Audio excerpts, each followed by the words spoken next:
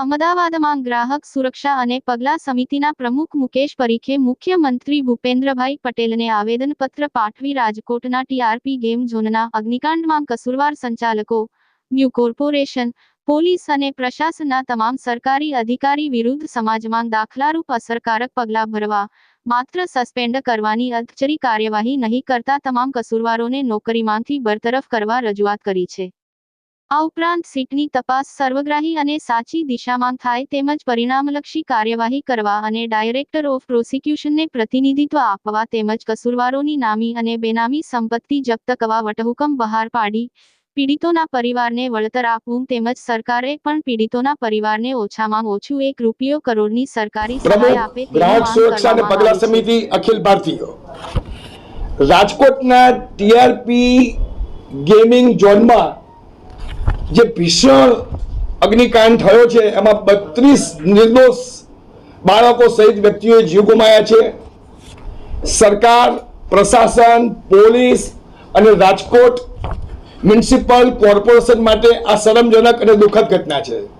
ગુજરાતમાં છેલ્લા 4 વર્ષમાં જ મોરબીનો ઝૂલતા પુલની દુર્ઘટના થઈ, વડોદરાના અરણી બોટકાંડ થયો, કોરોના કાળમાં બી સુરતના અને અમદાવાદ શહેરની શ્રેય હોસ્પિટલ, સુરતમાં તક્ષશિલા જે શિક્ષણ સંસ્થા છે ત્યાં પણ નિર્દોષ વિદ્યાર્થીઓનો ભોગ લેવાયો। તો આગ અને પાણીમાં ડૂબી જવાની ઘટનાઓ એ પ્રશાસનની ઘોર અક્ષમ્ય બેદરકારી છે। નામદાર ગુજરાત હાઈકોર્ટે પણ કડક ટીકા કરી છે। આ માનવ સર્જિત હત્યાકાંડ છે। આ માનવ સર્જિત હત્યાકાંડમાં પ્રશાસન અને સરકારની ભૂમિકા સખત ટીકાને પાત્ર છે। ગ્રાહક સુરક્ષા અને પગલાં સમિતિ તરફથી અમે આજરોજ માનનીય મુખ્યમંત્રીશ્રીને મેમોરેન્ડમ મોકલાયું છે અને અમે ગ્રાહક સુરક્ષા તરફથી રજૂઆત કરી છે કે જે ગેમિંગ ઝોનના નિર્દોષ વ્યક્તિઓ જીવ ગુમાવ્યા છે એમની સુરક્ષા અને સલામતીની જવાબદારી સંચાલકોની છે। તો આ વ્યક્તિઓ સૌપ્રથમ તો ગ્રાહકની વ્યાખ્યામાં આવે છે।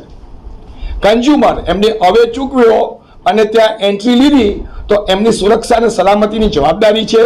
તો કન્ઝ્યુમર પ્રોટેક્શન એક્ટ અન્વયે પણ એમને વળતર અને ન્યાય મળે એ માટે અમે નિઃશુલ્ક ₹1 ફી લીધા વગર તમામ પીડિતોના પરિવારને યોગ્ય રકમનું વળતર મળે, ન્યાય મળે એ દિશામાં કરીશું।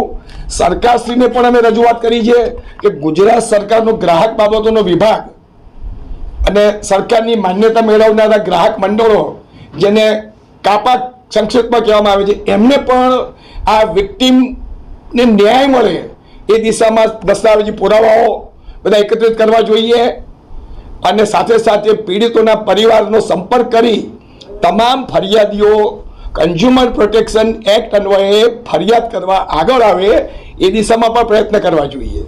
સરકારમાં અમે વધુ રજૂઆત કરી છે। એડિશનલ ડીજીપી સુભાષ ત્રિવેદીની અધ્યક્ષતામાં સીટની રચના કરવામાં આવી છે, પરંતુ એમાં પબ્લિક પ્રોસિક્યુટરની નિમણૂક કરવામાં નથી આવી, એમને પ્રતિનિધિત્વ નથી આપવામાં આવ્યું।